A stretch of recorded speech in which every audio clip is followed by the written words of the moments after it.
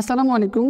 Microsoft এক্সেলে এরকম কিছু data দেওয়া আছে, যেমন নেম এবং নাম্বার। এখন আপনাকে বলা হলো যে এই নেম এবং নাম্বার আলাদা আলাদা সেলে দিতে হবে। তো সেই ক্ষেত্রে কি করবেন? আমরা নর্মালি যেটা করি, কপি করে জাস্ট এই জায়গাতে আমরা পেস্ট করে দিই, কিন্তু এটা শর্টকাটভাবে একটা এটা করতে পারি।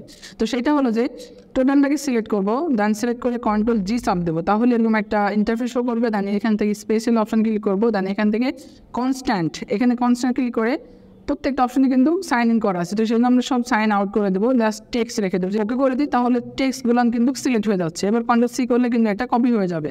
এবার যদি আমি নেমের জায়গাতে এটা পেস্ট করে দিই, তাহলে কিন্তু শুধু নেমগুলো নিয়ে পেস্ট হয়ে যাচ্ছে।